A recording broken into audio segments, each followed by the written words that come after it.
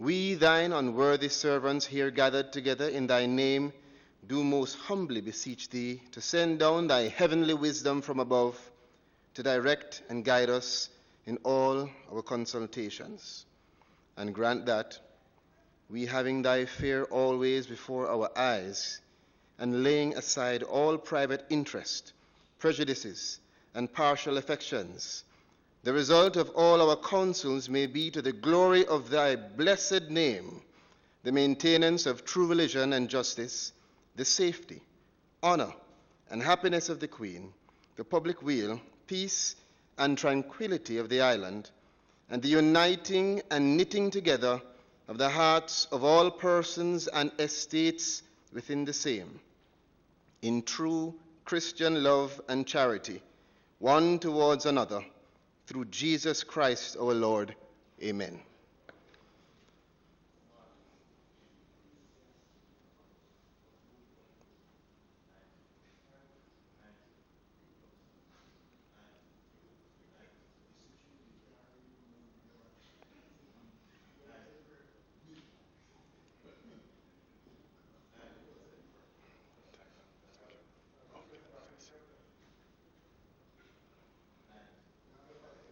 Be seated, please.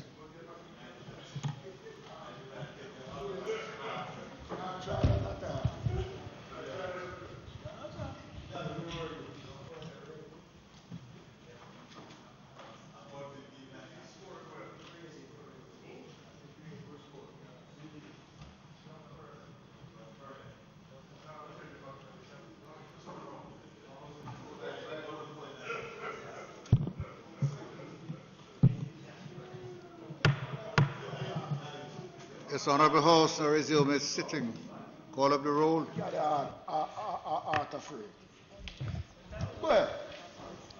Mr. Whittle. Mr. Whittle. Mr. Samuel. Mr. Holness. Dr. Clark. Mr. Shaw.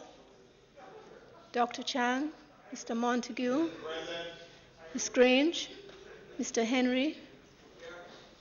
Mr. Bartlett, Mr. Mackenzie, Mr. Chuck, Mr. Darrell Vaz, Mr. Warmington, Mr. Hutchinson, Dr. Tufton, Mrs. Williams, Mrs. Malahoo Ford, Mr. Green, Mr. Terrelong, Mr. Main, Mr. R. Scott, Mr. Azan, Mr. Brown, Dr. Brownberg,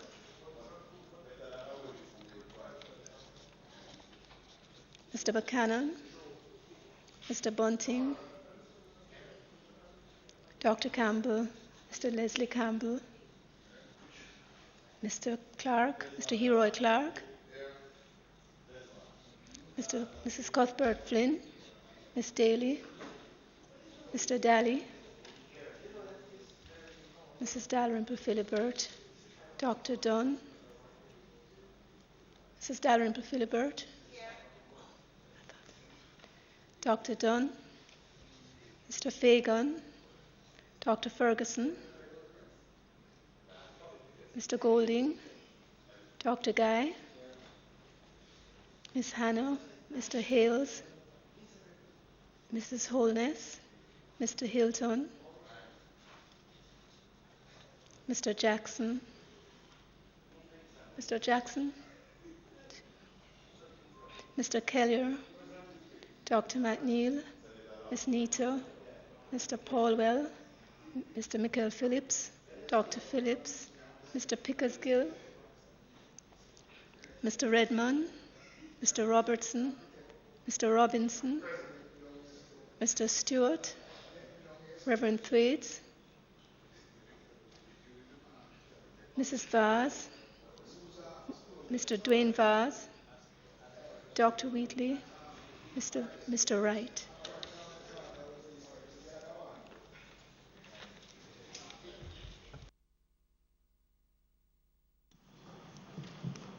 Statements by Minister.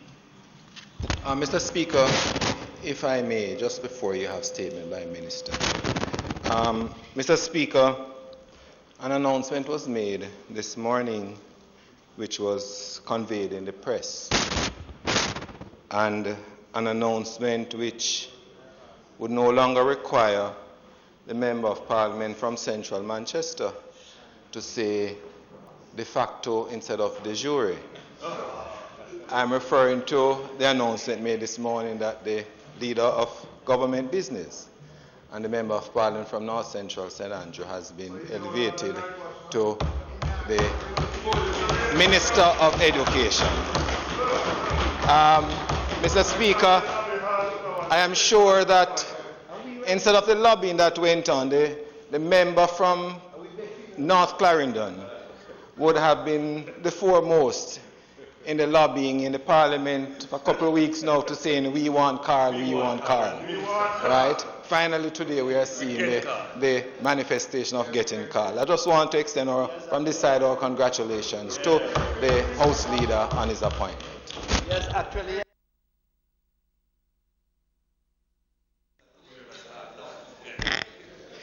Thank you very much, and Mr. Speaker and colleagues. Thanks for those very lovely sentiments expressed. I really take this with a great sense of humility, but I must point out right from the outset that during the course of my engagement at the Ministry of Education, I had what I would regard as an excellent coach, someone who I was totally compatible with, somebody who at no time engaged me in any conversation that suggested his level, the difference in our levels, and it was a very collaborative partnership, which will continue. The only downside to this appointment is that in the event that anything were to go wrong right now, then there's only one person that's going to get the blame. So, but I'm sure that we will work very hard with everyone. I'll continue to dialogue. The opposition spokesman from Central Manchester still has not come forward to have a meeting with us. You can know. Yes, with greater, probably with greater comfort. All right. But I look forward to the additional burden. But nonetheless, it's been an enjoyable exercise, and I am truly grateful and appreciative of the gesture by the Prime Minister. He surprised me, actually, because it was at a function where he's making a speech, and it's not customary that you make a speech and make that kind of announcement, but he did in his wisdom, and so I am very appreciative and humbled by it in a very genuine way. Mr. Speaker, yes. From the Speaker's chair, I wish to congratulate you on behalf of the other members of Parliament and members of the Parliament workers here. And we know you'll do a good job. Continue to do a good job.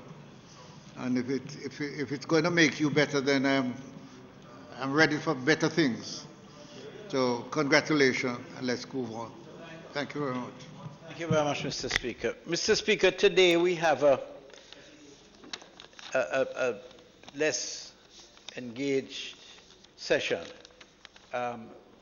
We are going to deal with the sectoral debate, and today we will have two speakers, the Minister of Science, Energy and Technology and the Minister of Health. I was in interest of the House and in the fact that there are some resolutions on the table that have not been dealt with. I invited the member from Central Kingston, who has a number of them. He said he would be willing to take at least one. And I've also asked the House Leader, Leader of Opposition Business, if you would. No, but you'd prefer not to. All right. Not today. Okay. All right. Well, I might just add that in the course of these sectoral debates, I would ask that members with resolutions be prepared to take the resolutions, because we have to really go through the order paper as quickly as we can. Okay? So, Mr. Speaker, with that, I invite you to proceed.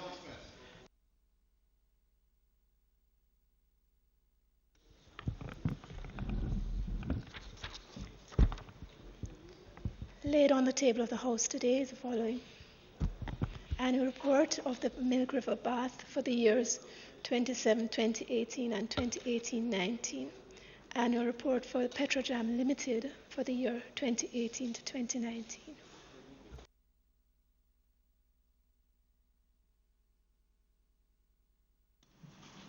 Papers, reports from committees, notice of motion given orally, questions and answers to questions. Mr. Speaker,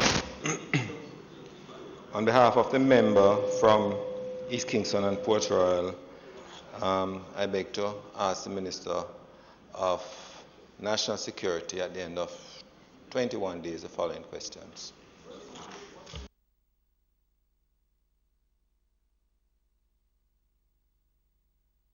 That may be made. Mr. Speaker, I beg to give notice that at the expiration of 21 days, I'll ask the Minister of National Security the following questions. Where are those questions? Have you submitted them?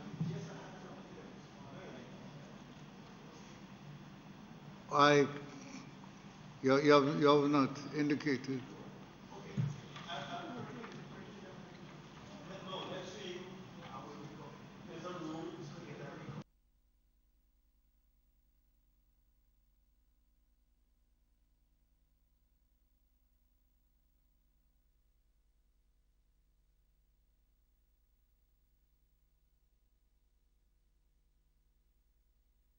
Okay.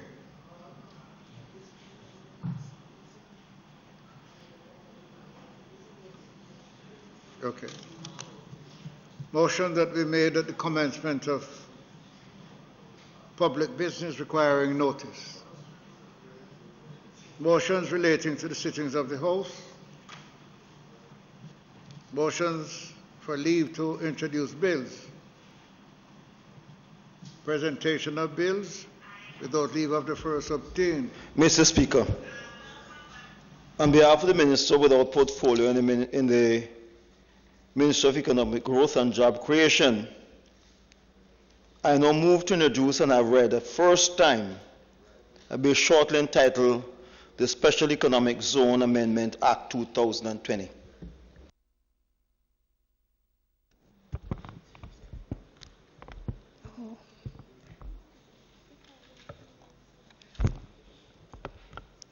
A bill shortly entitled an act to amend the Special Economic Zones Act, read a first time.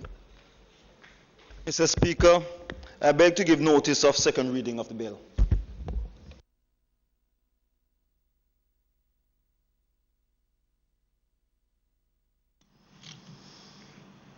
Public business. Minister.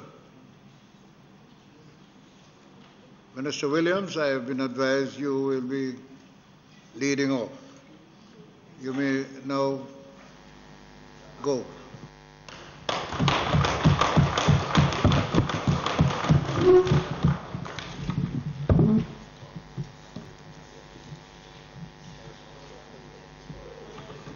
Thank you, Mr. Speaker.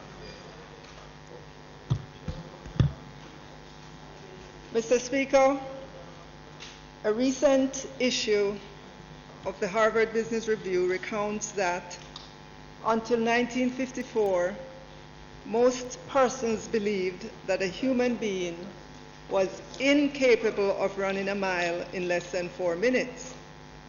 But that very year, English miler Roger Bannister proved them wrong. Bannister is reported to have said, after he dashed the record, that doctors and scientists said that breaking the 4-minute mile was impossible, that one would die in the attempt. Thus, Bannister said, when I got up from the track, After collapsing at the finish line, I figured I was dead. The moral of the story, Mr. Speaker, is that the main obstacle to achieving the impossible may well be a self-limiting mindset. Mr. Speaker, when history is written, it will recount our resilience as Jamaicans in confronting this unprecedented challenge to human development across the globe. I am honored to be part of a winning team that will lead an unprecedented comeback to surpass pre-COVID-19 levels of employment, debt reduction, and economic growth. This Parliament has a collective responsibility to chart the direction for a new Jamaica and to continue to inspire hope and optimism in our people, from Augustown to Zimbabwe and from Morant Point to Negril Point. I am proud of our many frontline workers who are standing at the forefront of the battle lines in the war against the novel coronavirus. In this regard, we salute the astute leadership of Prime Minister, the Most Honorable Andrew Holness. We applaud the fierce determination of Dr. the Honorable Christopher Tufton and his team at the Ministry of Health and Wellness, and in particular the country's Chief Medical Officer, Dr. Jacqueline Besesa McKenzie, and Permanent Secretary Mr. Dunstan Bryan, and our health practitioners across Jamaica who stand tall in the eyes of the world. We recognize the commitment and dedication of our security forces, workers in sanitation, transportation services, foreign affairs, social security, workers in public utilities, public services, and the private sector, the entertainment industry, who together formed an unbeatable battle line against COVID-19. We acknowledge the whole of country approach and every Jamaican who has been following the guidelines of the Ministry of Health and Wellness to reduce transmission of COVID-19. Mr. Speaker, it is true, Jamaica has suffered a collective bruise, but we are not broken.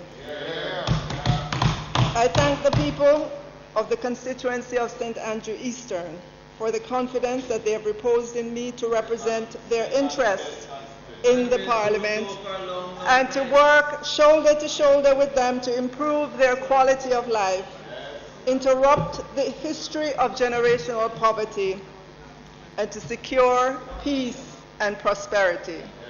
I thank the members of my executive team, which includes Councillor Bellamy and Caretaker Planto, delegates and all the supervisors and workers for their contribution to the development of the constituency. Thank you to my personal security and driver who worked tirelessly with me. I also thank the members of the security force, the NGO and faith-based organizations who continue to work to save lives and help grieving communities to heal and recover. We continue to restore roads in communities, replace zinc fence with modern block and steel, extend water mains, and regularize electricity usage. We've taken on crime and violence in St. Andrew Eastern with technology and extended internet connectivity for our children with disability and in additional schools in communities. I thank again the Prime Minister for demonstrating faith and trust in appointing me to the portfolio of science, energy, and technology. Many thanks to Permanent Secretary Mrs. Carol Palmer for her steady, firm, and decisive management of the ministry. Thanks to the senior management team and staff, heads of entities and their staff, developmental partners, and key stakeholders, including regulators. Last but most important, thanks to the Almighty for His love towards us, and to my family who have sacrificed so I could be here, my love for you knows no bound. Mr. Speaker, the Ministry of Science, Energy and Technology has a seminal role to play in the strategic repositioning of Jamaica if we are to anchor our peace, prosperity, and resilience to achieve a decade of growth to 2030. We started the turn of this decade in which we are in with great hope and optimism and with the wind at our backs. We had the lowest unemployment rate in our history at 7.2%, the longest period of economic growth, 20 consecutive quarters, debt to GDP ratio at 90.2% and expected to continue falling, Bank of Jamaica's benchmark interest rate at 0.5%. In short, a stunning economic performance and fiscal achievement that caught the attention of the world. We got there through a shared vision and a shared commitment across the political aisle to stay the course of Jamaica's economic recovery program. COVID-19 has put a dent in those numbers, but COVID-19 cannot dent the collective will, the shared vision, and the creativity of Jamaica and Jamaicans. We must recover and move forward towards a decade of growth and to anchor our peace, prosperity, and resilience. Mr. Speaker, the fiscal year 2019-20 was a year of achievement and change for the Ministry of Science, Energy, and Technology. We made significant progress in several areas across the three portfolios, in keeping with the commitments that I made in this Honorable House in my sectoral presentation last year. These achievements have positioned us to support the country's pursuit of a decade of development to 2030. For this to be a reality, we must begin to imagine a new Jamaica, one in which all citizens have a bank account, all citizens have affordable access to the internet, all citizens have a payment method other than cash, and all citizens have a strong national ID. We must begin to imagine a new Jamaica in which all businesses also have a bank account, are e-commerce enabled, and have access to easy-to-use payment and fulfillment platforms. Maybe no more than 5% of businesses in Jamaica are able to accept payments online. This is unacceptable.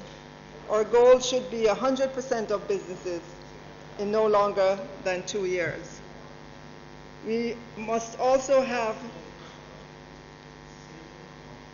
a new Jamaica in which we have a successful and respected app development industry.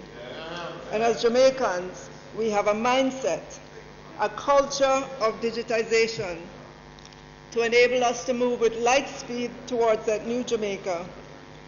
And government, business, and civil society are of one mind on this. Our Go Digital strategy was embraced in the New Economy Task Force, which comprised private sector and government, to enable the development of the digital mindset and provide the hand-holding to get our MSMEs in the digital realm. It will facilitate the ease with which they can get financing from the financial sector. Mr. Speaker, with an aggressive ICT strategy coupled with the right execution, Jamaica can achieve relatively the same success as our global peers. I firmly believe this, and I remain committed to do my part to create this new Jamaica. Mr. Speaker, science plays a critical role in the growth and development of a country. During the 2019-2020 fiscal year, emphasis was placed on continuing support to businesses and the agricultural and health sectors. The Scientific Research Council, SRC, which by the way is celebrating its 60th anniversary today, supported micro, small, and medium-sized businesses through the development of more than 70 new food and personal care products. SRC provided food incubation services to facilitate production, technical services, and marketing support to more than 100 entrepreneurs. The SRC's accredited testing services were also provided to local and regional partners. In addition, 3 community-based programs were implemented to support the development of products from concept through to commercialization.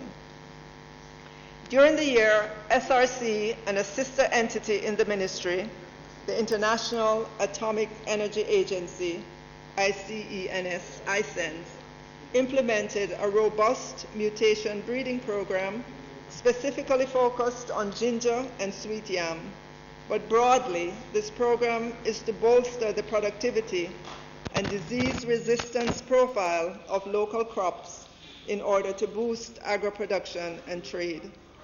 During the 2019-2020 fiscal year, the SRC produced 25,000 cultured tissue plantlets and 1,285 potato microtubers to support the sustainability of the local agricultural sector.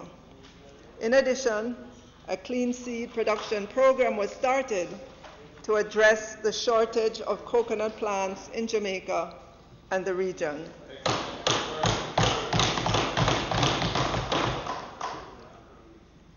Mr. Speaker, the work of the SRC and ICENS must be placed within the context of protecting, bolstering, and sustaining domestic crop production, and is to be seen as an important foundation for the achievement of food security.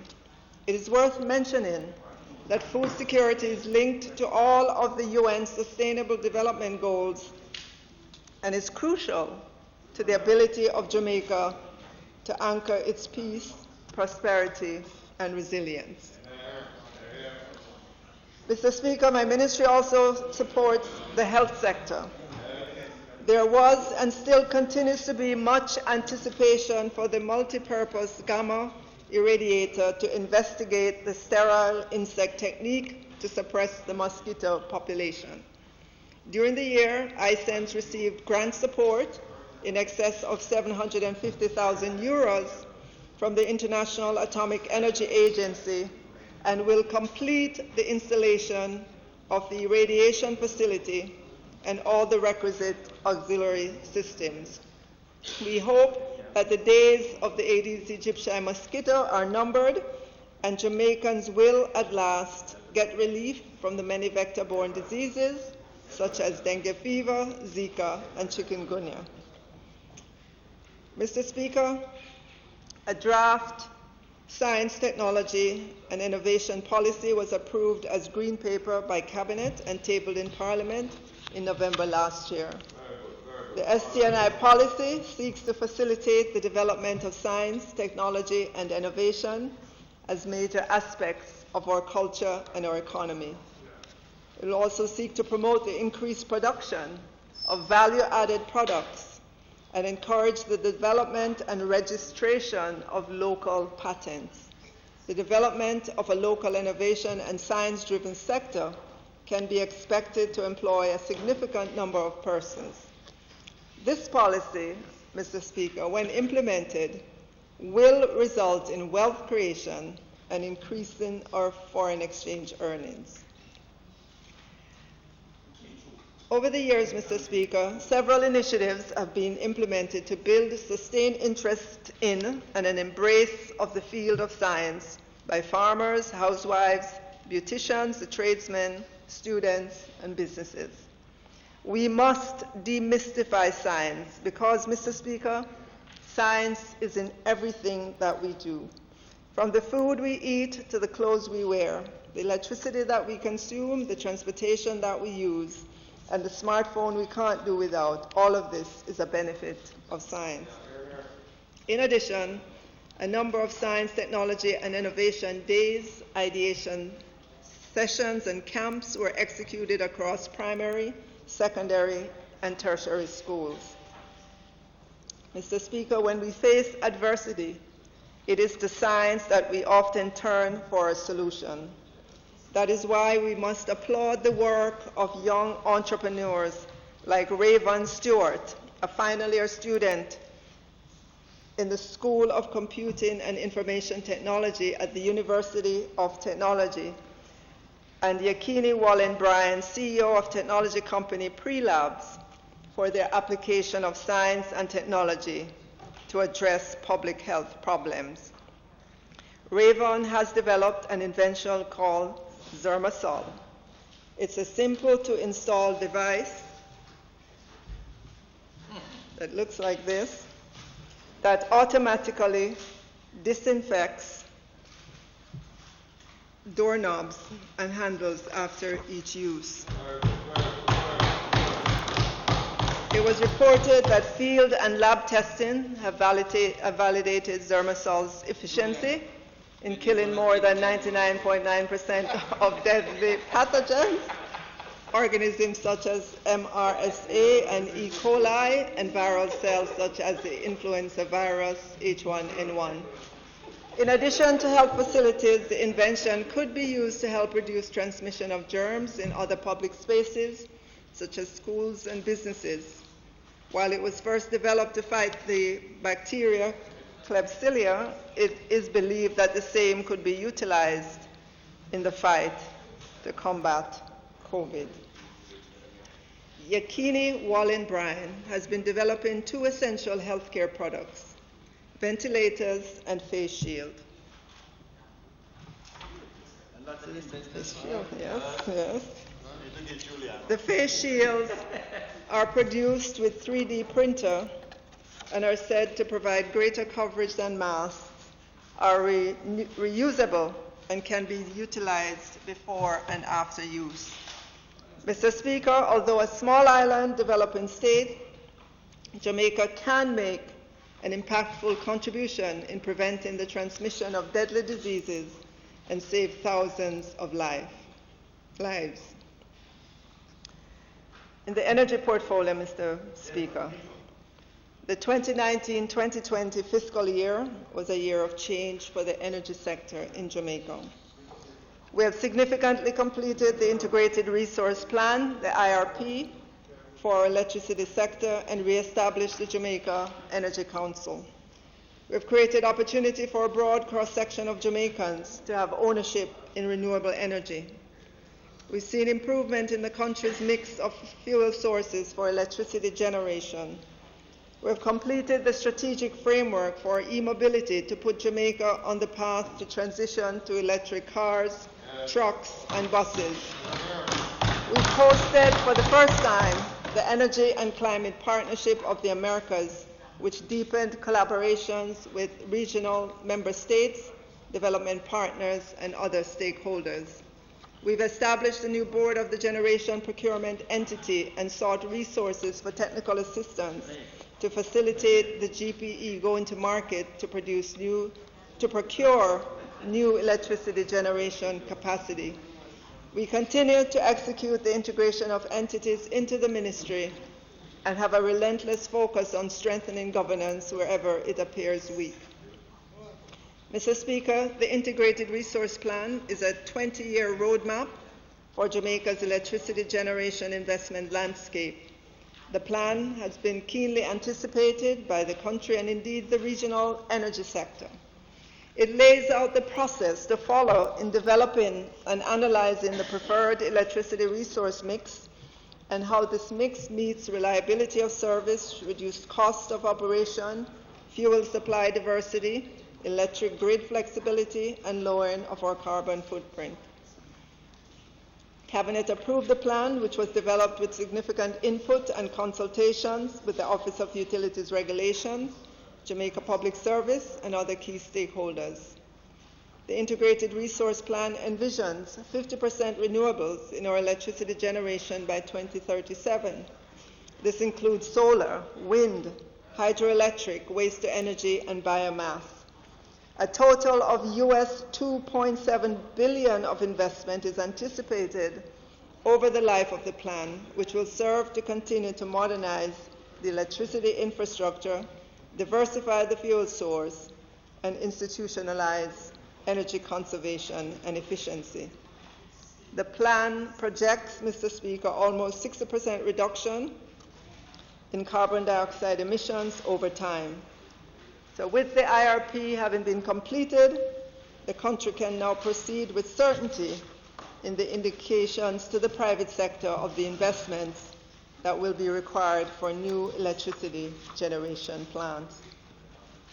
Mr. Speaker, the Jamaica Energy Council was re-established and had its first meeting in September of last year and subsequent meetings since then. The composition of the council allows for the bringing together of the best available expertise and intellectual capital to reshape the energy landscape of the country. Several ministries and agencies are represented on the council, as well as the opposition spokesman on energy, Private Sector Organization of Jamaica, Jamaica Institute of Engineers, Jamaica Gasoline Retailers Association, Jamaica Association of Petroleum Marketers, Jamaica Renewable Energy Association, and the Jamaica Institute of Architects, to name a few. Last fiscal year, Mr. Speaker, was a watershed year for Jamaicans. 31,000 Jamaicans became owners of renewable energy assets when they participated in the initial public offer for Wigton Wind Farm, the largest wind energy facility in the English-speaking Caribbean. The ministry completed the successful raising of $5.5 billion and surpassed its goal of having 10,000 shareholders, with 31,200 shareholders taking up the offer. Of those, 38% are new investors on the stock market. The offer was more than 3 times oversubscribed, and 20% of the shares went to public sector employees. Investors would have been well rewarded, and despite the pullback in the stock market, Wigton stock is still approximately 52% higher than its IPO price, closing yesterday at 76 cents. Wigton Wind Farm continues to be one of the most actively traded stocks, yesterday trading 11.28 million shares. Mr. Speaker, the company declared its first dividend of 0.0025 cents per share for stockholders on record as of June 16, 2020. In my sectoral presentation last year, Mr. Speaker, I spoke about Jamaica taking brisk, bold steps with the aim of completing an electric motor vehicle policy. Mr. Speaker, we now have a strategic framework for e-mobility in Jamaica. This document sets out the roadmap for the implementation of e-mobility and considers the policies, regulations, financial requirements that must be part of a more holistic approach. I wish to thank the Inter-American Development Bank for the technical assistance in developing the framework. Mr. Speaker, the country hosted a high-level stakeholder consultation on e-mobility in Montego Bay in January of this year. And in February, the IDB hosted a side event on e-mobility on the margins of the 4th Ministerial meeting of the Energy and Climate Partnership of the Americas in Montego Bay. This event brought experts and thought leaders from around the region and internal and external stakeholders to advance the public consultation on e-mobility. The framework provides for a whole-of-country approach to achieve a cleaner, energy-efficient transportation sector, build resilience, improve air quality, and help the country curtail its exposure to the volatility of oil prices. Mr. Speaker, our development partners are willing and able. Our stakeholders are on board. The government is ready. The country is now in position for a deliberate and measured implementation of e-mobility, which is a significant national priority. Mr. Speaker, work continues on the implementation of the urban traffic management system.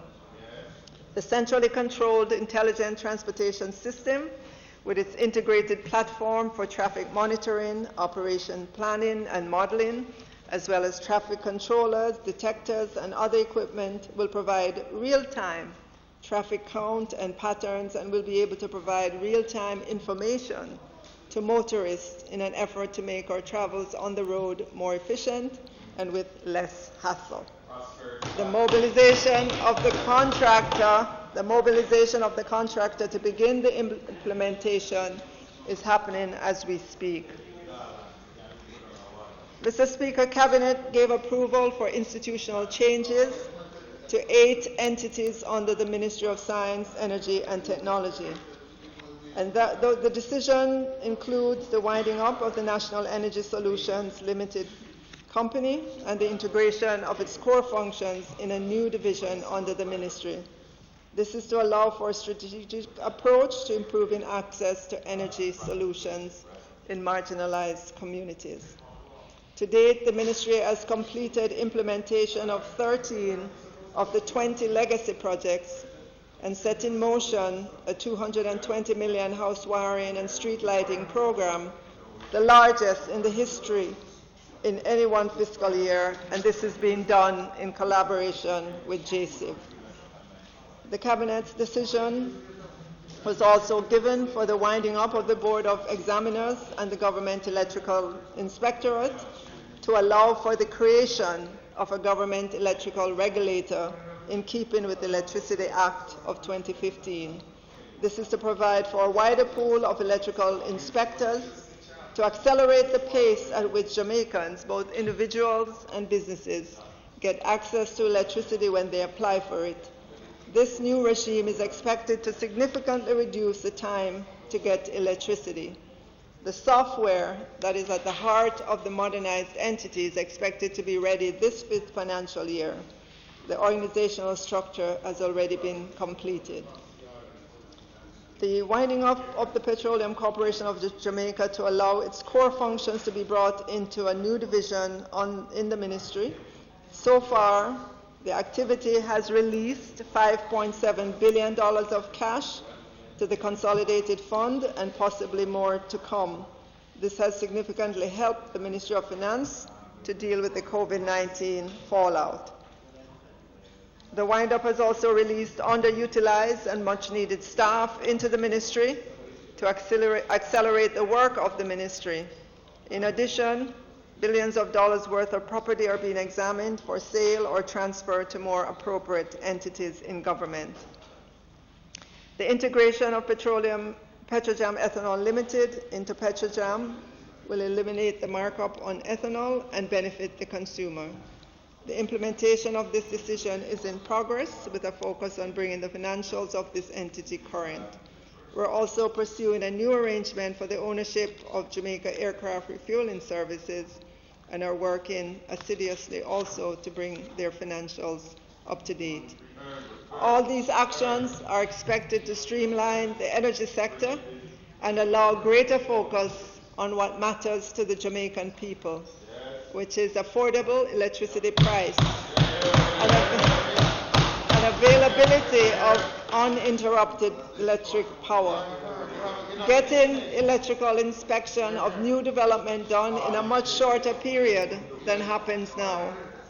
Having affordable energy costs for transportation, having street lights repaired in a timely manner and new ones installed in the many communities that are crying out for them, helping marginalized communities transition to having safer and affordable connection to the electric grid and education of Jamaicans on e-mobility. Recently, Mr. Speaker, we would have heard and read of the unprecedented level of complaints about high electricity bills. In addition to having meetings with JPS to understand the magnitude of this issue and to see how we move forward, I've written to the OUR to ask for an audit of the situation that has resulted in such high bills. Cabinet has also summoned JPS to a meeting at the next meeting of Cabinet on Monday. As we move forward with the electricity sector, we must make it easier for customers to know how much electricity and the cost of that electricity they consume as the month progresses, so that they may make changes in their consumption if they want, and so that there is no negative surprise at the end of each month. I am calling on the regulator not to be afraid to examine decisions made in the past to see if those decisions continue to serve the best interests of Jamaica. We, being in the ministry, JPS and the regulator have an obligation to demystify electricity prices so consumers better understand the product they're buying and have more control over their purchases. In the petroleum sector, Mr. Speaker, we have begun the work for the transition of the weekly petroleum pricing regime to the OUR in keeping with the recommendation of the Petrojam Review Committee. We continue to expand the board. The important procurement committee of the board provides its rightful oversight. A competitively selected HR professional heads HR, the finance controller. The ministry has strengthened its oversight. Public consultations on the future outcome of Petrojam is still pending. Nevertheless, two major achievements are worth highlighting. From its refining activities, Petrojam has been able to meet the January 1, 2020 deadline set by the International Maritime Organization for the ships to start burning very low sulfur fuel oil in their engines. As of March 31, 2020, Petrojam has sold 914,392 barrels of this very low sulfur fuel oil to bunker fuel customers. For the 2019-2020 fiscal year, Petrojam exported 36,141 barrels performance-grade asphalt. As we emerge from COVID-19, this export activity is expected to grow. Mr. Speaker, Jamaica hosted the 4th ministerial meeting of the Energy and Climate Partnership of the Americas in February of this year at the Montego Bay Convention Center. The theme of the conference was energy resilience and investment opportunities. Approximately 200 high-level delegates from 29 ECPA countries attended the conference. The sponsorship from development partners, the Organization of American States, under whose aegis the conference was held, the Inter-American Development Bank, World Bank, and Latin America Energy Organization, OLADE, contributed significantly to the staging of this ministerial meeting, and especially in bringing delegations from several countries to the ministerial and the themed side events. The ministerial meeting afforded Jamaica the opportunity to strengthen collaboration with regional member states, development partners, and public and private sector stakeholders operating in the energy sector. We will continue to call on the vast expertise of the development partners to assist us in achieving a decade of economic growth and to anchor our peace and prosperity and our resilience. Mr. Speaker, there are two important projects that the ministry is working on. The Energy Management and Efficiency Program.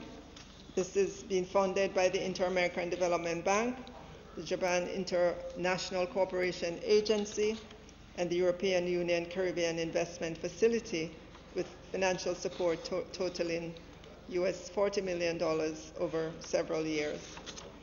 There's the Energy Efficiency and Conservation Program, which monitors the energy consumption of 46 government facilities which receive energy-efficient retrofits and interventions under the program.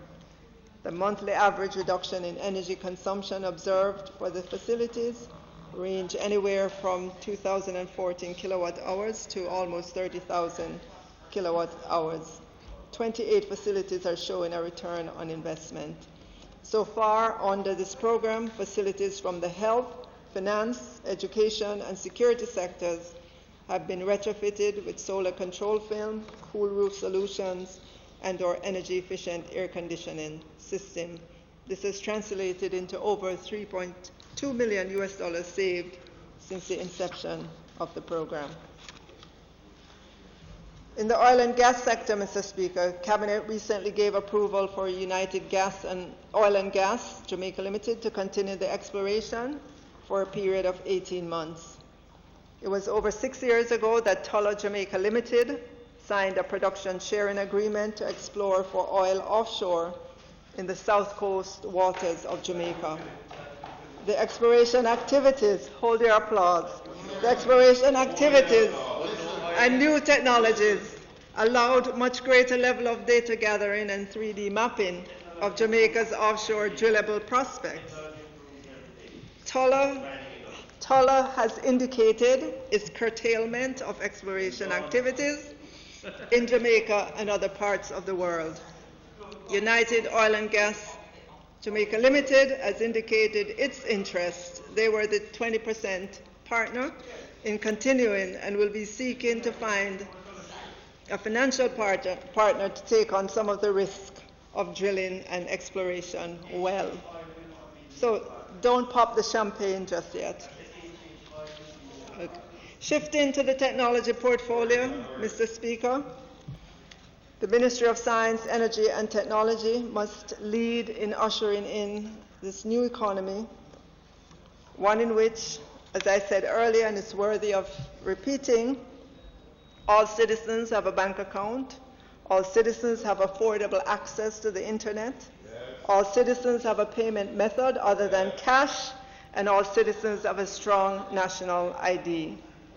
All businesses also to have a bank account and are e-commerce enabled and have access to easy-to-use payment and fulfillment platforms.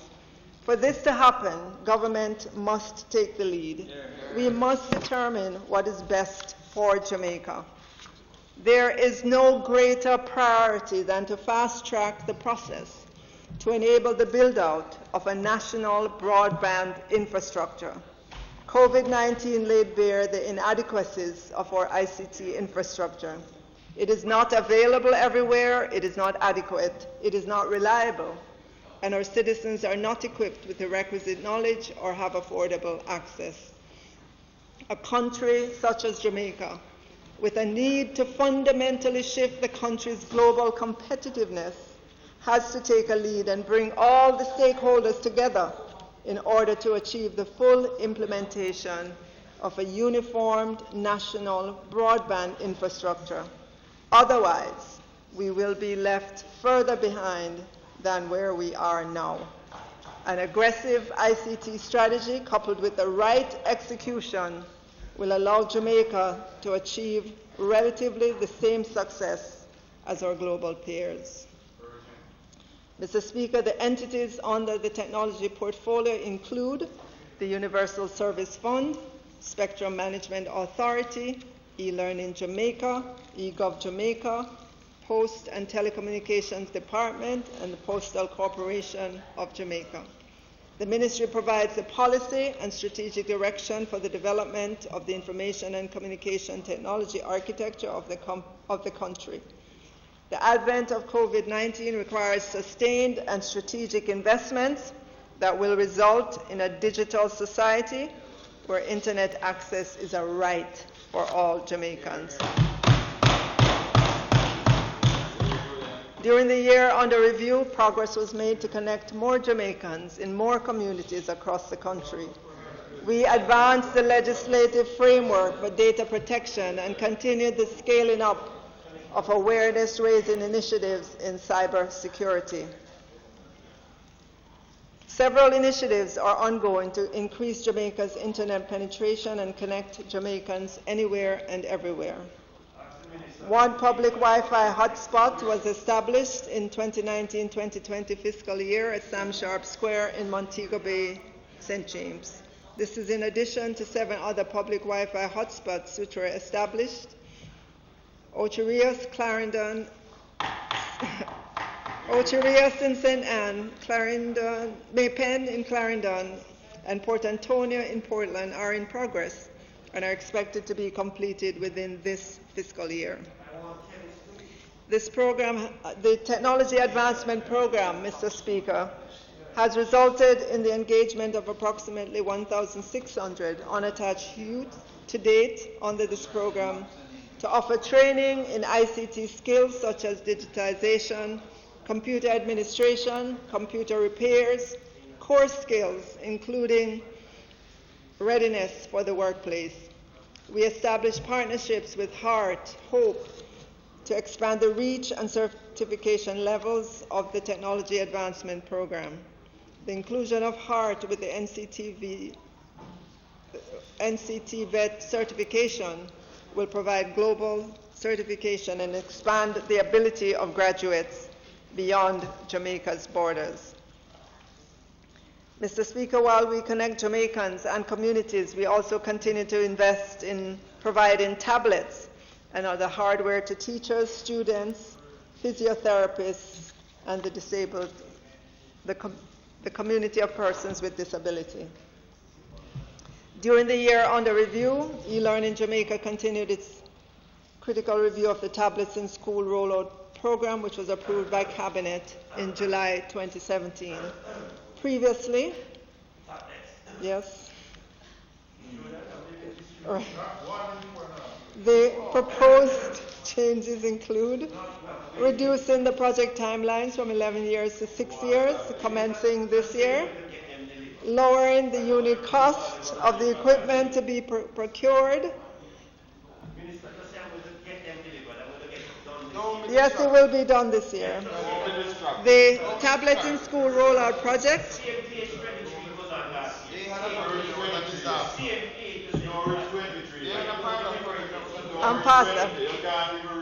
Has been segmented into 4 separate programs to focus on infant and primary schools, teachers, colleges, special education schools, and state care facilities.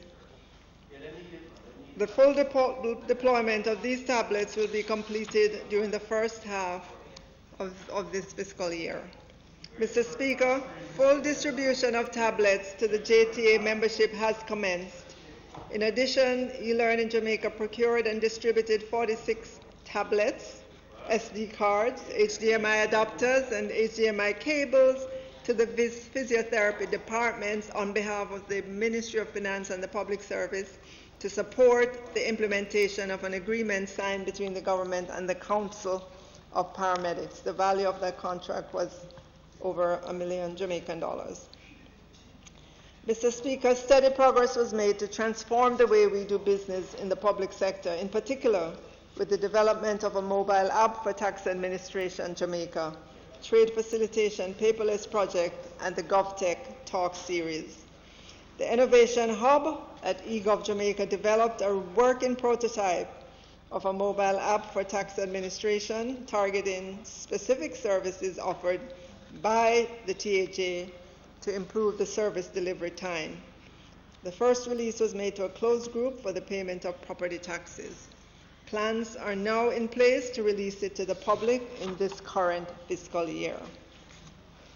The trade facilitation applications developed and maintained by eGov Jamaica were upgraded to allow the Ministry of Industry, Commerce, Agriculture and Fisheries, Ministry of Health and Wellness, and the Pesticides Control Authority to operate paperlessly in terms of their permitting process. Mr. Speaker, the Information and Communications Technology Authority Act 2019 was passed to facilitate the consolidation of eGov and the Office of the Chief Information Officer to form a new Information and Communication Technology Authority.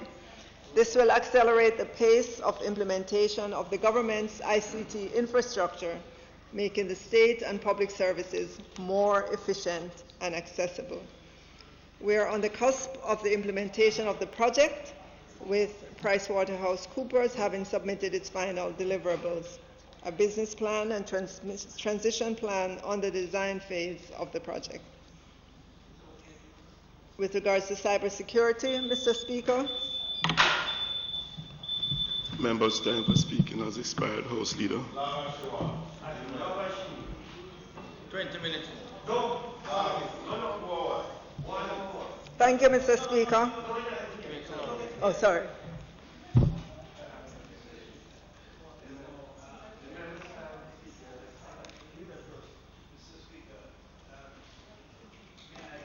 request of this Honourable House that the member be allowed to speaking sufficient to complete her presentation.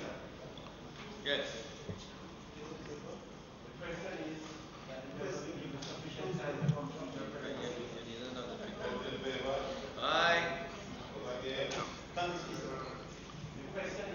The question is that the standing orders be suspended to allow the member sufficient time to complete.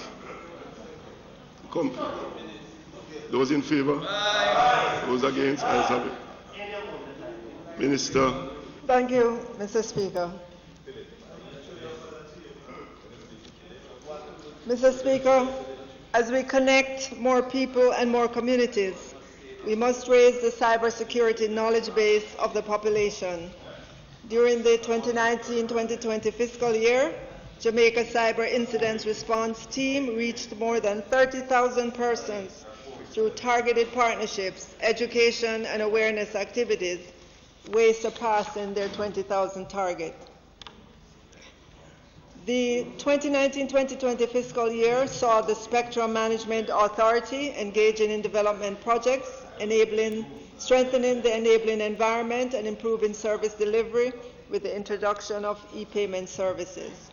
Also, during the fiscal year, the SMA successfully commissioned another radio monitoring direction finding system to increase the remote monitoring capability of the SMA.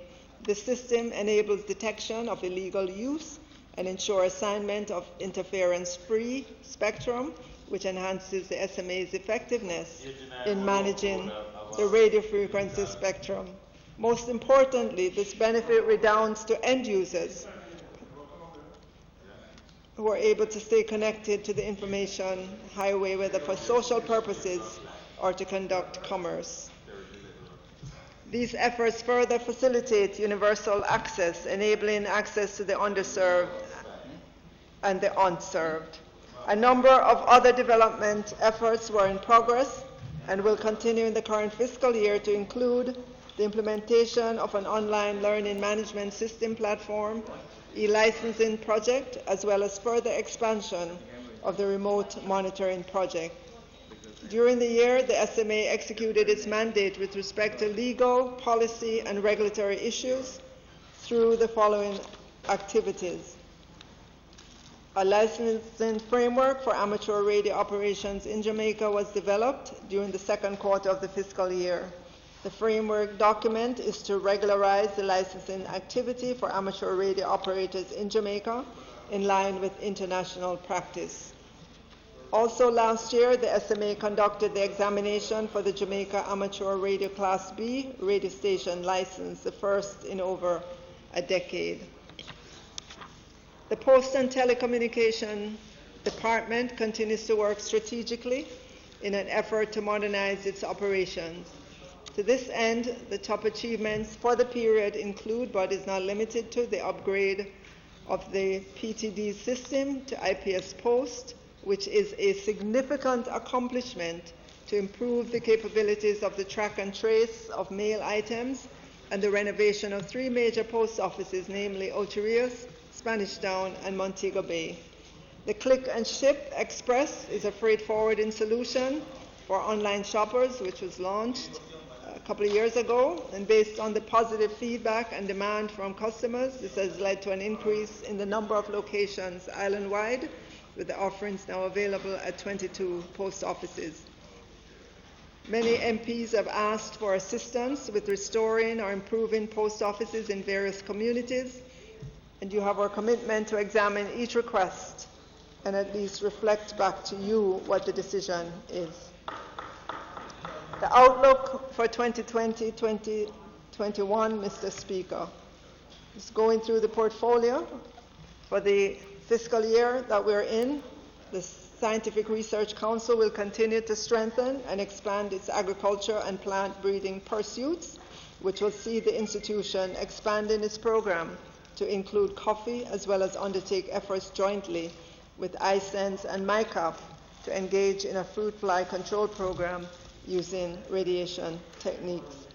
Mr. Speaker, we will advance the feasibility study for an integrated pumped hydro storage system with reverse osmosis desalination plant that could economically turn our seawater into fresh water and provide some 25 million gallons of water for Kingston and St. Andrew while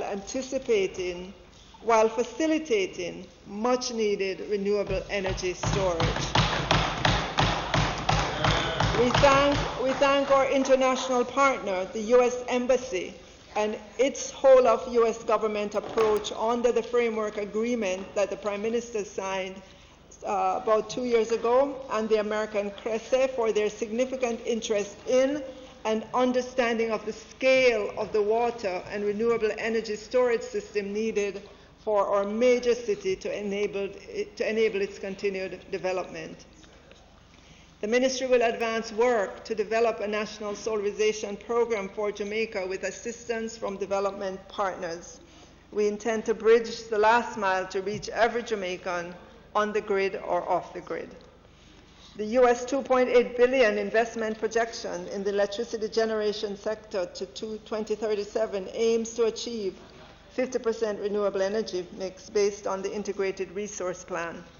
For the 5-year target to 2025, Jamaica will be going to market for 320 megawatts of solar and or wind, 120 megawatts of LNG, and 74 megawatts of hydro, waste to energy, and or biomass. Decisions will be taken on the e-mobility scenario that Jamaica will adopt for the implementation of e-mobility. Implementation of the $220 million house wiring project in constituencies will commence for projects that have been submitted to the Ministry by members of Parliament. The project is being managed by the JSIF under an MOU with the Ministry. The Ministry will continue to lead the transformation of Jamaica's energy investment ecosystem through encouraging the private investment and innovative financing options. We will strengthen the policy, regulatory, and legislative frameworks by updating the National Energy Policy, complete the Petroleum Downstream Act, and amend the Electricity Act of 2015. Mr. Speaker, the 2021 fiscal year is already shaping up to be a big year for technology. E-learning will complete the distribution of 25,000 tablets under the Tablets for Teachers program and 40,000 tablets under the TIPS program. The USF will complete 3 additional Wi-Fi hotspots. 4 major priorities will define the technology space for this year as well. Transition to the ICT Authority. The recruitment of the transition team is in progress, with the executive team now on board. This will pave the way to operationalize the new entity. Implementation of a government-wide area network and the upgrading of facilities to create and support a shared service data center at Tier 3 standard. As part of the public sector transformation, a government-wide area network is being established to facilitate the transfer of information among ministries, departments, and agencies, and consolidating data centers across government agencies. A high-level design of this is already completed, and full implementation will start this year. The e-participation program aims to foster civic engagement and open participatory governance utilizing information and communications technology. It is a mechanism where government will empower its citizens to share information that will drive efficiency, effective, and faster-paced solutions and actively contribute to policy and decision-making around public matters. A pilot of the technology framework named MyGovJM will be launched soon in this fiscal year and will focus initially on issues relating to streetlight maintenance. The Ministry of Local Government and Community Development is partnering with the Ministry of Science, Energy and Technology on this initiative. Mr. Speaker, with the recent passage of the Data Protection Act 2020, the Ministry will turn its focus to implementing a broad-based public awareness program to educate Jamaicans on their right to their personal data and to ensure institutions that collect personal data know their responsibilities and obligations.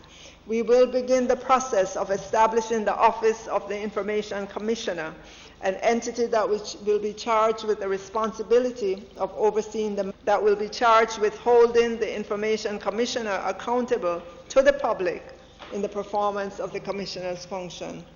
Jamaica's impetus for promulgating the data protection legislation are many and varied. While informed by the Jamaican Constitution, other factors have played a part.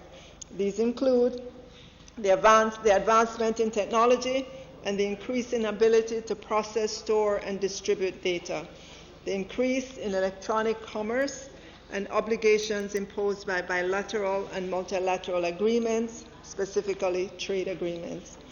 To kickstart the communication program, Mr. Speaker, we are providing each Member of Parliament with an allocation of the My Data, My Right Data Protection Act 2020 face mask. It serves two purposes. We have a mandate to wear a mask in public, but it is also expected to generate questions like, what is data protection? What does my data, my right mean? It is the beginning of our communication. And we do have some masks for you to collect after. Next time. And we also have some hand sanitizer that was made by SRC, so you can pick those up after the speech. And we will give you some masks as well. You don't have any brain sanitizer. Okay. Both to 2030, and to anchor our peace, prosperity, and resilience, we must help our people imagine a new Jamaica, where science is embraced by all and science is solving our big problems in health, national security, and agriculture. We must imagine a new Jamaica where government and businesses are fully digital, where access to the internet is a right and no one is left behind. Mr. Speaker, the ministry is leading, and I have challenged all at the Ministry of Science, Energy and Technology and across the portfolio, heads of agencies, boards, as we look forward to the decade ahead, to make a distinction between good work and great work. Good work, Mr. Speaker, is everyday work. Get it done. This is my job description type of work. Great work, Mr. Speaker, is work with both meaning and more impact. Our focus is on doing great work to achieve a new Jamaica, one in which we experience at least a decade of above average economic growth, thus allowing us to anchor our peace, prosperity, and resilience. And as I close, I ask you for 30 seconds to see a 30-second clip. And I also ask that each MP pick up your package in the conference room with the products I just showed you. So, 30 seconds. These masks and technology. And the data protects 30 seconds on the other side with the words #data store, Data Strong Jamaica, my data, my right.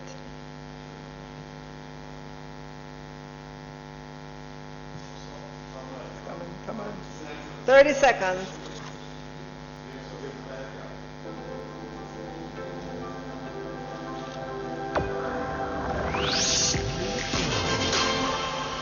Next time you get the tablet.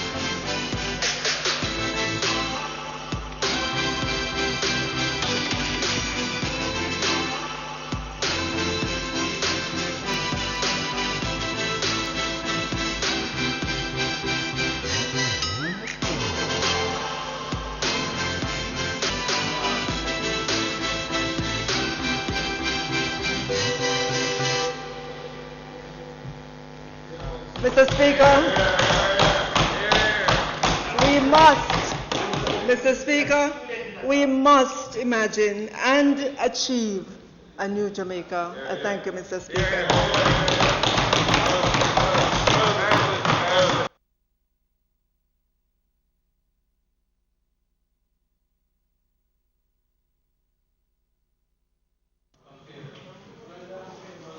House Leader. Mr. Speaker, we have not been able to complete the number of speakers for today in the sectorial. But I wouldn't wish anybody to come here, make the effort, and we don't take some business that could be taken today. So I have prevailed upon the member from Central Kingston and indicated our willingness to take his motion standing in his name at number 24. What number is it, Ron? 29. And so, Mr. Speaker, yeah, 29. And so I ask that you invite him to make his presentation. Reverend Tweeds. Thank you, Mr. Speaker. I'm grateful for the opportunity that the circumstances afford me today. Mr. Speaker, the motion that I am opening today and crave the attention of the Honourable House reads as follows. It's very short. Be it resolved that the effective transformation of the education system will require intense emphasis on the early childhood sector, and that allocations from 2018 onwards must reflect this. Mr. Speaker, it's number 29, Mr. Speaker. It's on page 9 of 24, page 9 of the order paper. Notice was given of this resolution on the 12th of September 2017. That is almost 3 years ago. And in due course, I will have to apply for an amendment to the text to reflect, remove 2018 and to replace it with the current year. Mr. Speaker, I too wish to thank the Minister for her delivery, and particularly for the news that there is going to be an additional supply of tablets for the education system and other infrastructural enablement, which will permit not only the new methodologies and modalities of learning and teaching, but also will be most useful in the circumstances of our present predicament, where we're preparing for a new school year after a hiatus of 5 months or so. And the requirements of social distancing are likely to make it necessary for some students to continue to learn vicariously, while others have face-to-face interaction. Mr. Speaker, it is impatient of repetition that the early childhood experience is the most formative and definitive aspect and timing of any child's education. It wasn't so in our history, because, Mr. Speaker, the science that has, in recent years, in the last half century, acquainted us with the importance of early formation was not so many years ago when we structured the education restricted to the home or to small community classrooms or schools of indifferent quality, and where keep and care was really the main purpose rather than the formation of appropriate learning skills. And very, very importantly, Mr. Speaker, having regard to the social condition of our society, the inculcation of appropriate values and attitudes. The early childhood, the history of the early childhood sector in Jamaica then evolved in the more recent period with the introduction of basic schools by churches and by community groups, oftentimes as a means of earning for well-intentioned persons, usually ladies, who didn't have great training, but very often had a good heart. Every one of us here is familiar with this history. In more recent times, there has been a useful move consistent with the advancing science as to the absolute crucialness of this period. Mr. Speaker, are you aware of the science that tells us that a child's personality, a person's personality, is virtually formed by the time they're age 7? And therefore the period, particularly with our brittle family structure and our equally weak community sinews, what goes on in the basic school is going to be highly determinative of the overall goals of the nation. Allow me to be definitive, sir. If we fail at this lecture and spiritual, Mr. Speaker, there is no political difference between us with regard to the importance of this sector. When the Honorable Prime Minister served as Minister of Education, he began a process of elevation of the basic schools, and this is to be commended. I had some responsibility for advancing this and began a process where the 2,700 early childhood institutions in Jamaica were to be largely compressed into infant schools where they would take spaces in which were available in primary schools, and where there would be the enablement of more trained teachers for that sector. The government of the day has continued that, but I think all would admit that for whatever reasons, to enable and train and enable more early childhood teachers, I think that we have moved from a level of probably 10% of teachers having any kind of training at all in the early childhood sector 15, 20 years ago. We have moved now to close to 40 or 50% of our teachers having some training, not by any means. And we have not seen to that the stipend that has been given to the early childhood educator in selected schools has not mirrored, has barely kept up with the minimum wage. But there have been more trained, and there have been more of the basic school children who are incorporated into infant schools. We still have a far way to go to improve the quality of our early childhood education, and so have that quality, Mr. Speaker, cascade up the spectrum into the primary schools, the secondary schools, the tertiary sector, and indeed into the society. One could say much more to emphasize how significant this is going to be, how indispensable, having regard to the fact that many of the perhaps 70,000 children in the early childhood sector do not come from families where they receive the stimulation, we have to look at these fundamentals. Now, Mr. Speaker, here is where we are. The budget is approximately $3.5 billion a year. This is, in fact, grossly less than is required, having regard to the formation needs and the importance that I have spoken of.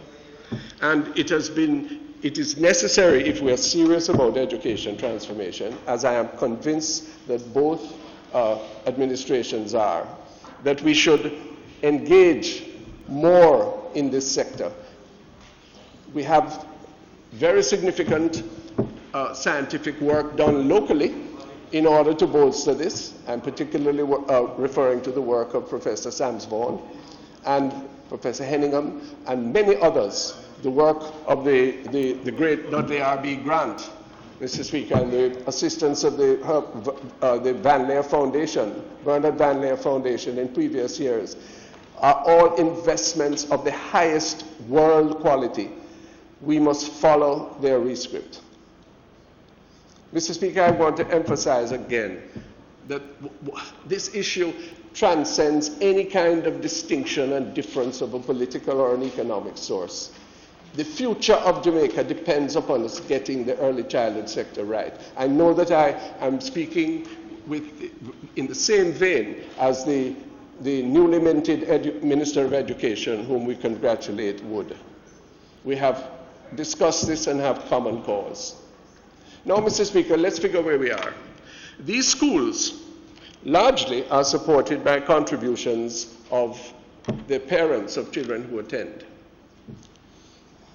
The upper end of the early childhood segment are usually attached to preparatory schools, and again, parents are called upon to pay fees for their children.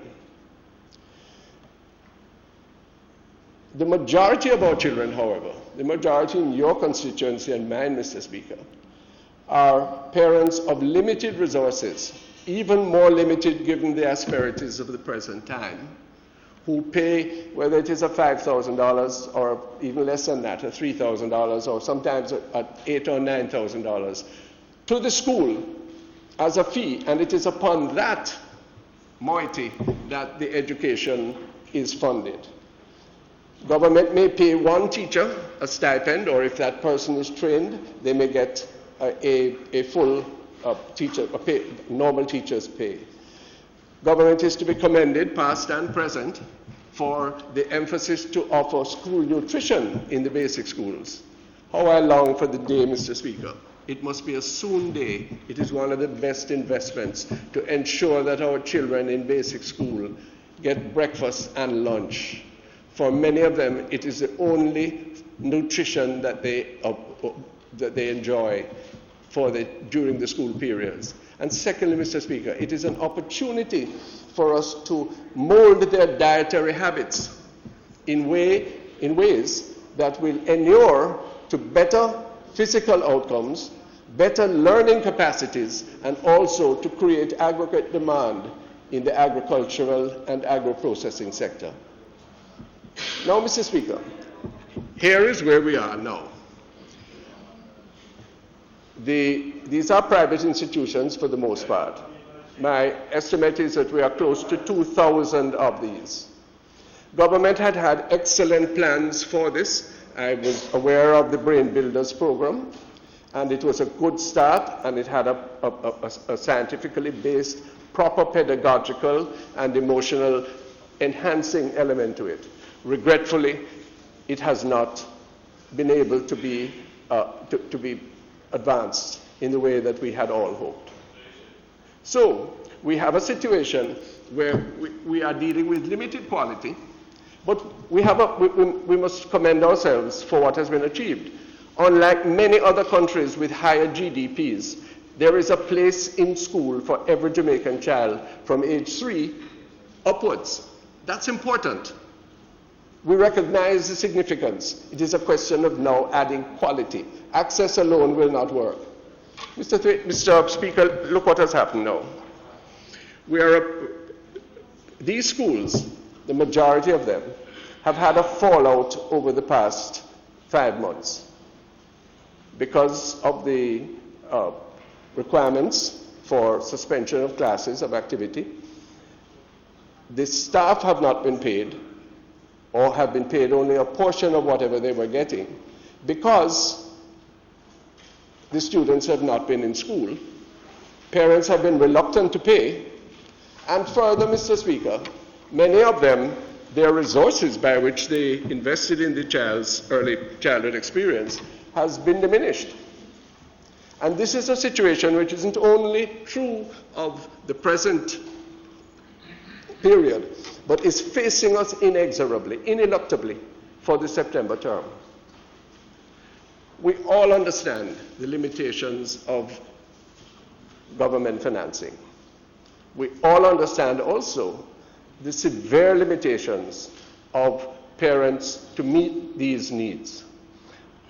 Many parents have the mistaken notion that even at this level, the government has some responsibility or will eventually pick up the cost and the child must go to school. Mr. Speaker, this is likely not to happen. I have connections with a religious denomination which is a major purveyor or major sponsor of early childhood institutions. And I have to tell you that our survey indicates that perhaps 3/4 of those will not last beyond August. They simply don't have the money, and the registration and the payment of fees that will allow them to open in September is not there. The consequence of that, Mr. Speaker, is that so many of our students are going to stay at home. They cannot be accommodated in the infant schools. We simply don't have the space for them. Would that we did, but we do not. And as a consequence, you are going to get thousands of children whose education and social development is stunted if we do not keep those early childhood institutions open, and if we are not able at the same time to improve the quality of the offering and the breadth of socialization that is available only there. Now, Mr. Speaker, the difficulties of social distancing is going to aggravate the problem, because if an average basic school, which may be 30 or 40 students, has to, and usually in quite cramped accommodations, is going to have to say no more than half can come on any given day. This skews the offering in a negative way. Every one of us here faces that situation with our schools in our constituencies. And therefore, we need the greatest possible collaboration, not then, at the moment of intersection, but now, Mr. Speaker, with the Ministry of Health and Wellness, in order to determine what is the best possible solution that will allow all our early childhood teachers to come in reasonable safety.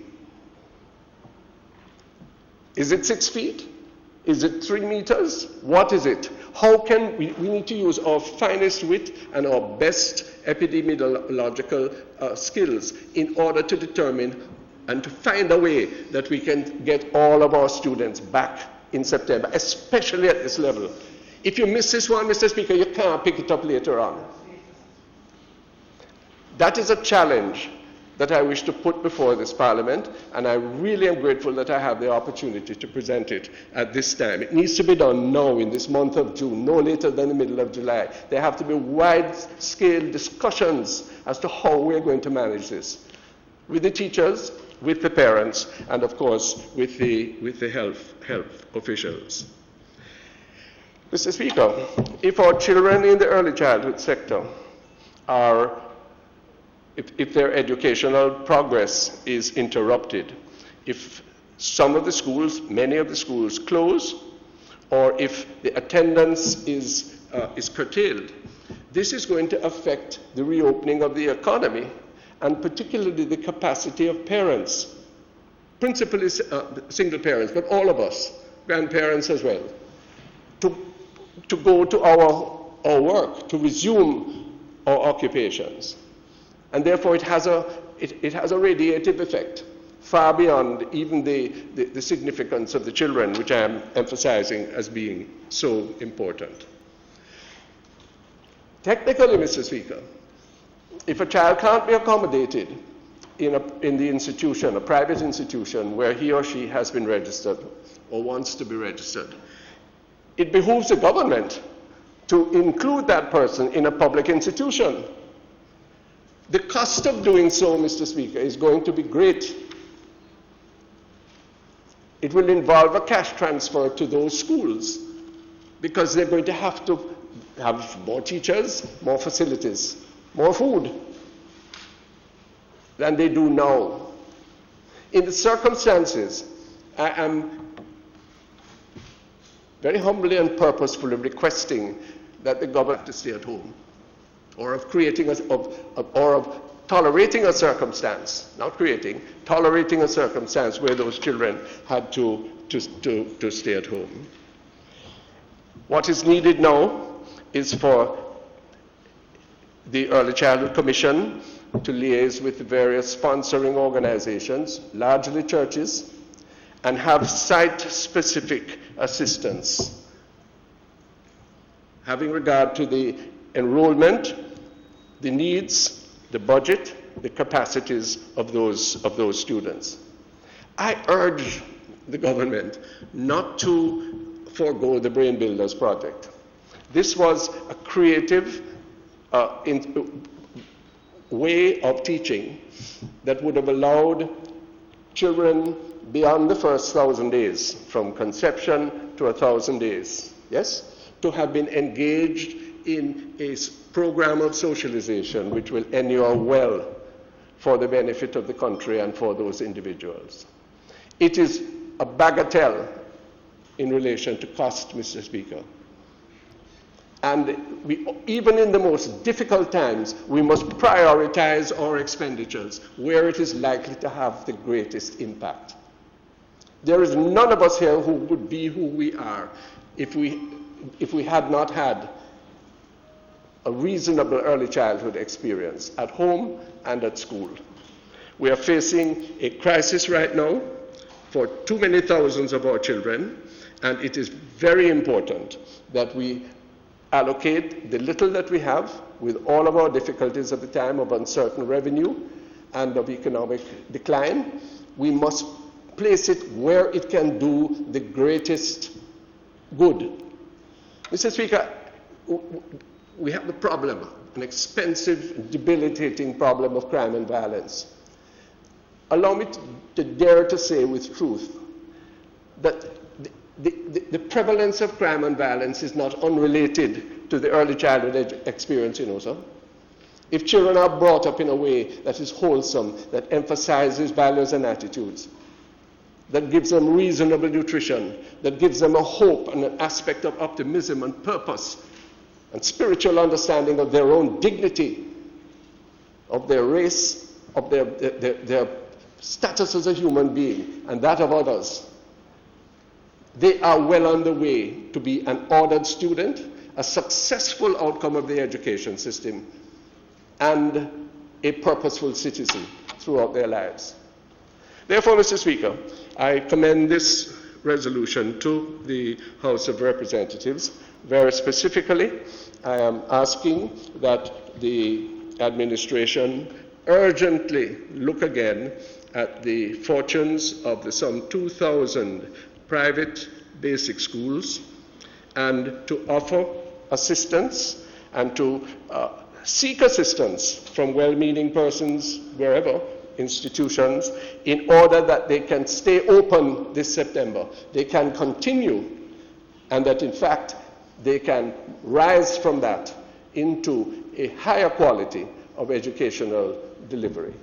And at the appropriate time, I will ask your permission to make that amendment for the timing of the resolution that the effluxion of months has required.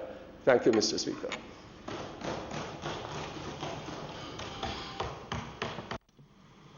Mr. Bunting.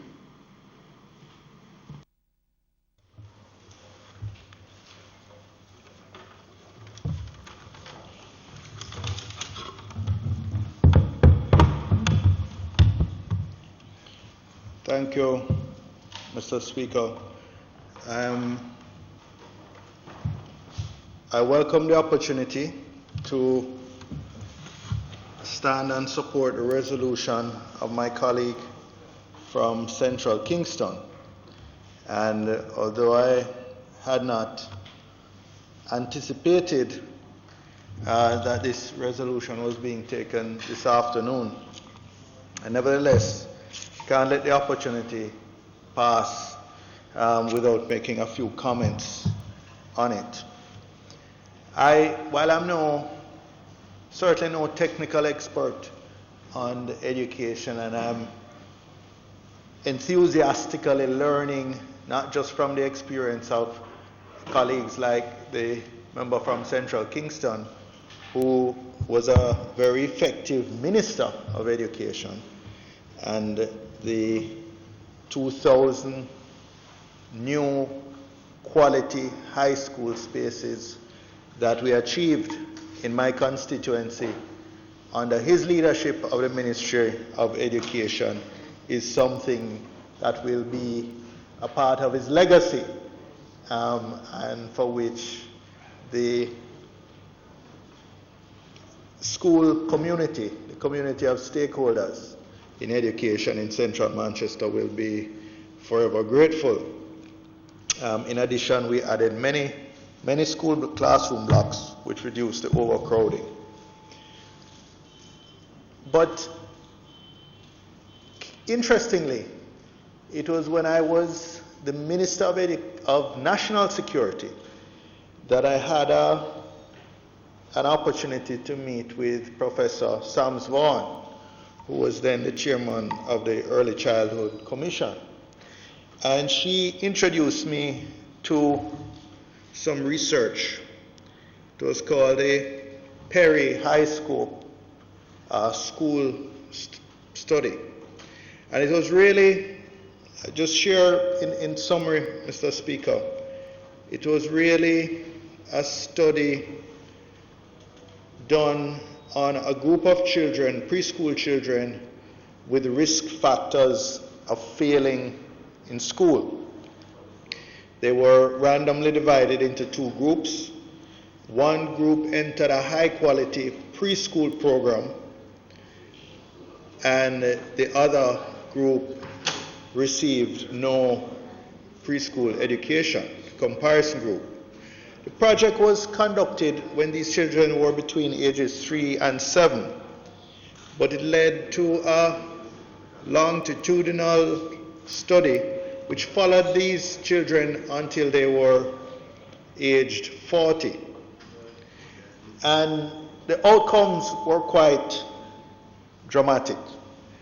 Those who experienced the preschool programs, remember these were all children from at-risk situations, inner city type environments. But those participants who experienced the preschool program had fewer teenage pregnancies, were more likely to have graduated from high school, were more likely to hold a job and have higher earnings, committed fewer crimes, and owned their own home and car. And although this study started way back in the 60s, it is still probably one of the most quoted early childhood education studies. It was a long-running study, and it proved that investing in high-quality early childhood education yields positive results for children and families. And what was particularly interesting for me as Minister of National Security was when they did the return on investment. What they found was that from the education savings, they got $7,000. From the taxes on earnings, $14,000. From the welfare savings, $2,700. But from the crime savings, they got $171,000, 473 in savings. So the cost of the preschool program was about $15,000 per child, but the return per dollar invested was close to $13, $12.90. As somebody coming from a banking background, this is a phenomenal return on investment. So, and what is interesting, because intuitively you would have guessed it would have given you better educational outcomes, better career employment outcomes. What was perhaps not then intuitive to me as Minister of National Security was how important it was for the public safety outcomes. And it really had a lot to do with forming the values, the socialization of that child, that 3 to 7 year old. And Catholics know it very well. When you can mold a child at that early age, you really cement their set of values that will serve them for the rest of their lives. And their sense of wrong and right, their sense of respect for authority, their ability to delay gratification, all sorts of important social skills, including developing a positive self-identity. So, and since that time, there have been many other studies which have reinforced those findings. So, the importance of early childhood education is undisputed, and it is impatient of debate.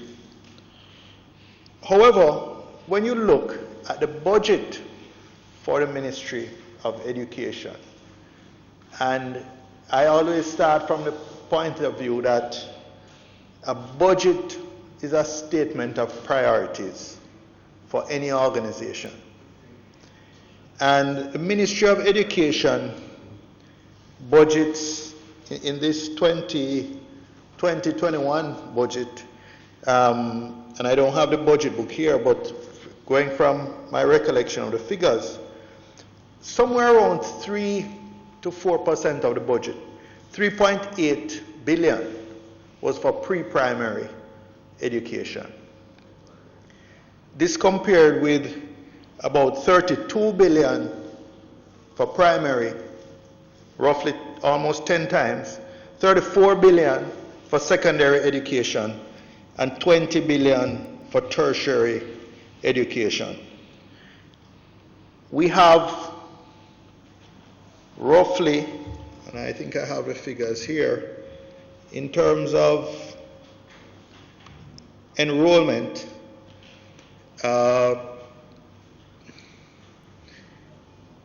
94,455 students in early childhood, that's between basic schools and infant schools and departments. In primary school, 203,000, and at the secondary level, 206,000. So we're spending about somewhere in the region of 5 times more per child per year on primary and secondary than we do at pre-primary. And I think that is clearly something that we need to begin to readjust in terms of the allocation of the budget if we're really to do justice to the resolution, which requires intense emphasis on the early childhood sector.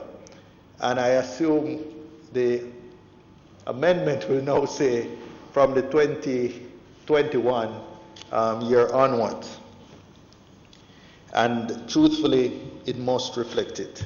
And I am totally in support of that resolution. But finally, I want to speak to a point that wasn't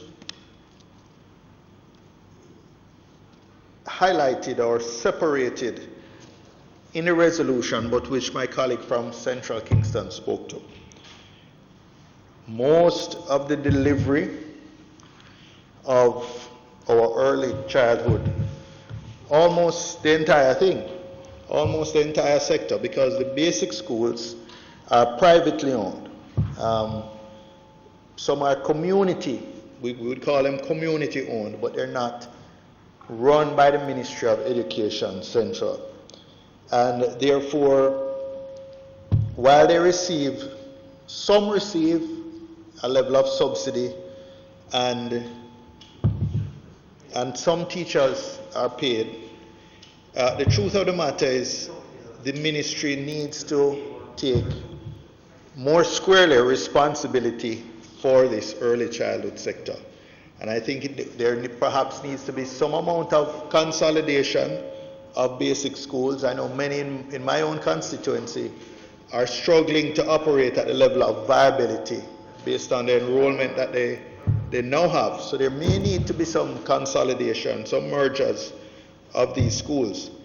But the ministry needs to take on the payment of the teachers, certainly to ensure that they're qualified teachers in these basic schools.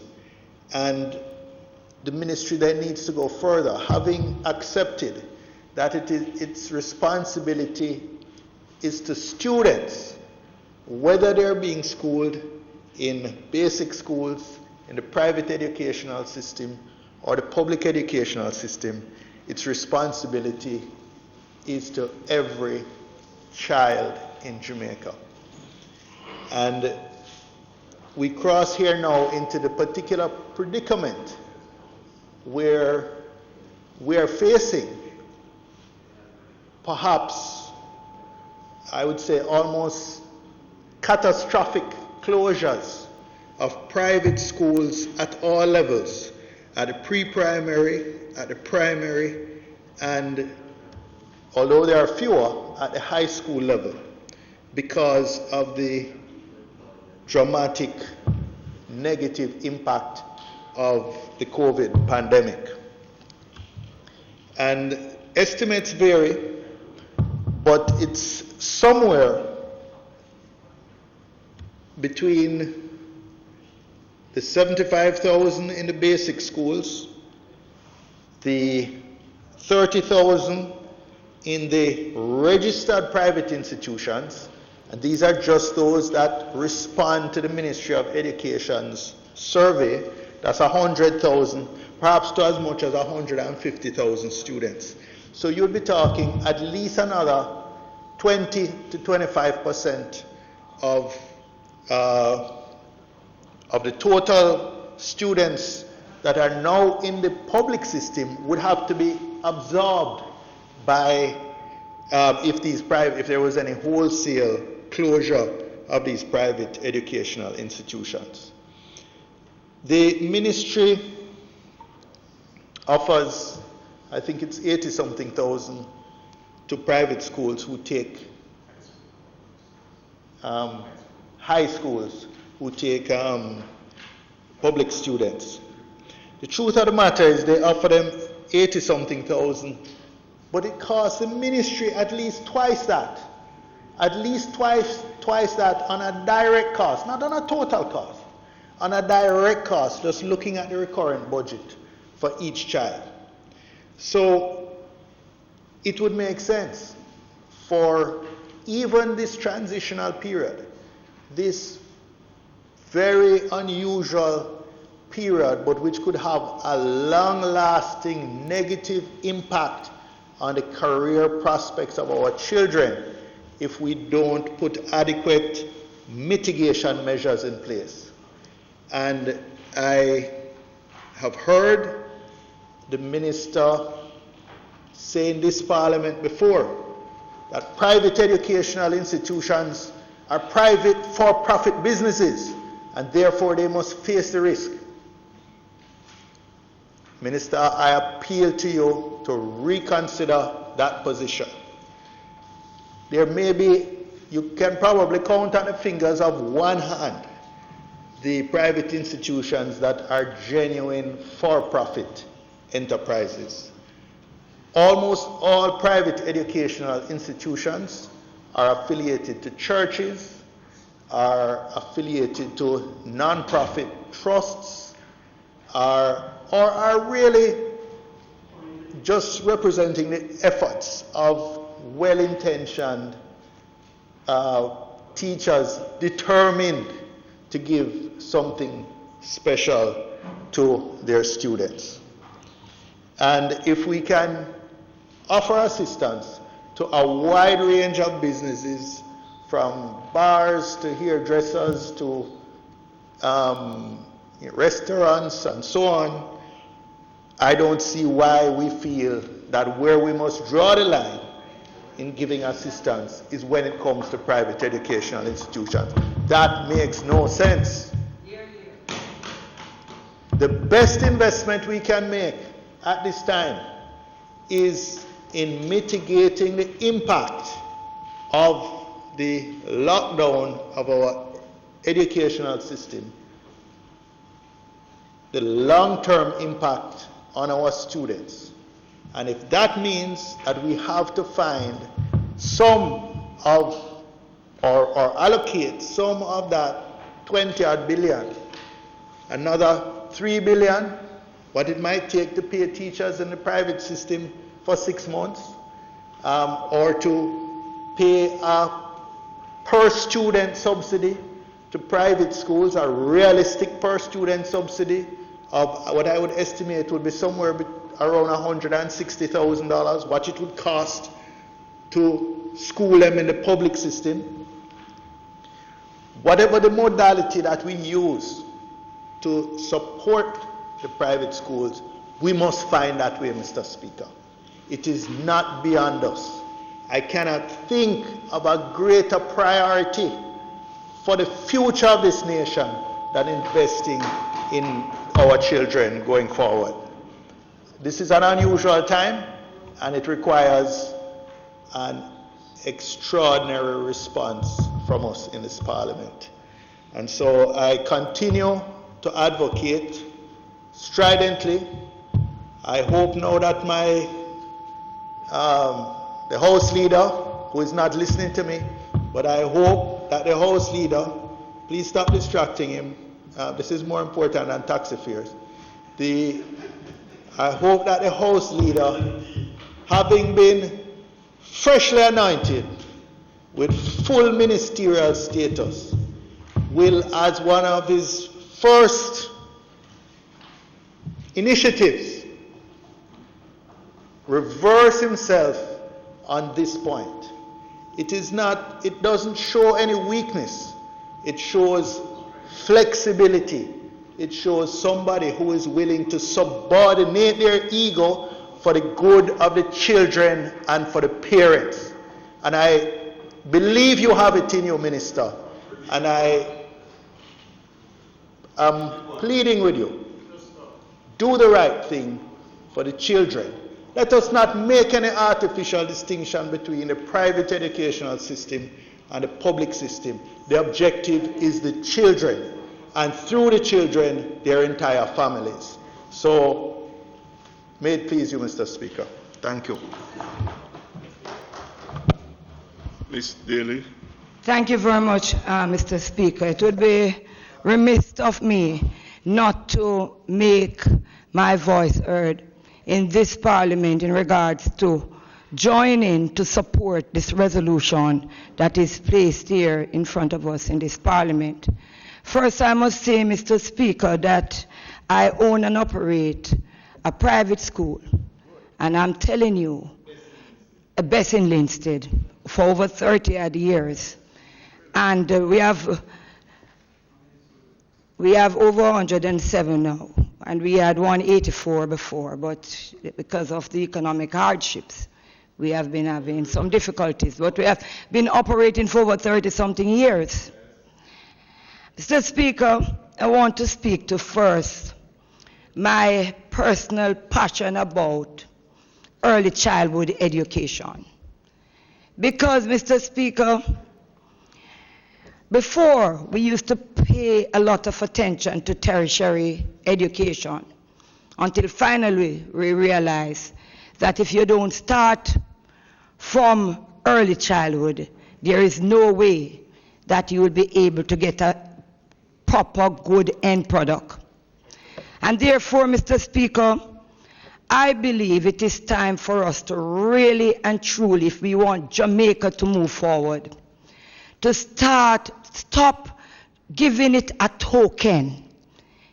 Basic school and early childhood education should not be given a token.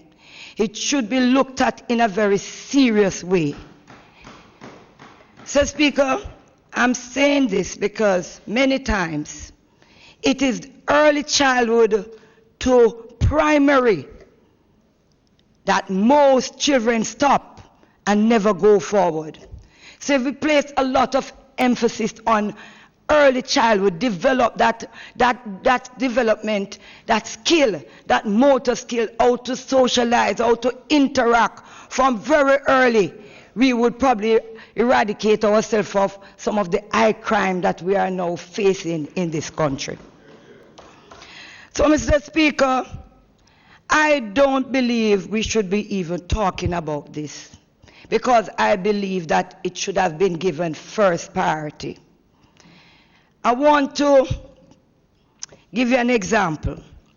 Just the other day, I started to do some work online with the students. And my teachers told me that, Ms. Daly, we can get on the system of the public system, but we cannot get even some credits to even stay online to help to teach the students that are at home. So we have to find it out of our pockets. While the government-owned schools were given some kind of ways and means of support to get the lessons to the children who had the internet and could do work online. For us, not even credit was being given. Mr. Speaker, if we're really serious about education in this country, it is time for us to get a serious committee put together to look at early childhood, to just do a proper study to see exactly when you really and truly nurture a child from very early, give them good stimulation, and to ensure that they have practiced good habits, the kind of result that you get back. And so, Mr. Speaker, I join in my colleague here to support him on this resolution, not because I operate a school, but because I know the importance of making sure that you start preparing children from a tender age. I said, you can't break a tree when it is old. You can bend it when it is young. Mr. Speaker, I personally is very passionate about this because I believe this is the only thing can take you from poverty to prosperity.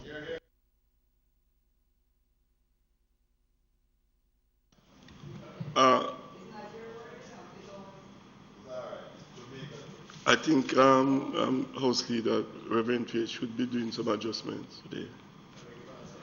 I think you should be doing some adjustments with the resolution. Oh, okay, I thought you were closing now.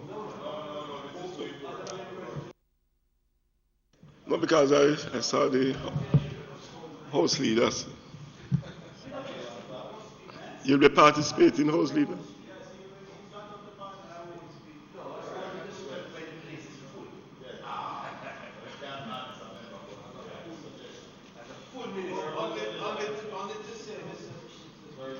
That I am happy, very happy, that we facilitated Reverend Thwaites to make this contribution today, because it goes to the heart of what we have to talk about in education.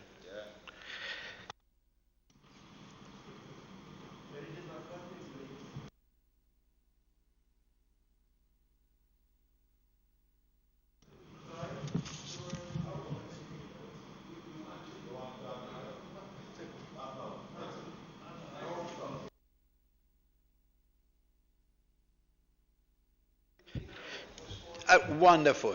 All right, Mr. Speaker. Mr. Speaker, I think we have had a good day, although we have had to adjust it somewhat. But I must just advise that it is my wish to have the flexibility to alter the work for the day in the event that we find that their speaker is not able to make their presentation, as was the case today. So we will continue this practice. And I think today was a very useful day, and we look forward to a more fulsome debate when there are more members present. So, Mr. Speaker, it's really not intended to do any further business for the day, so I invite you to adjourn this Honorable House until next week, Tuesday, at 2 p.m. It's all right, because that's a must. 2 p.m. sharp, next Tuesday. Members, the question is that this House be adjourned until next week, Tuesday, the 23rd of June, at 2 p.m. Those in favor? Those against? Ayes have it. This honorable house now stands adjourned.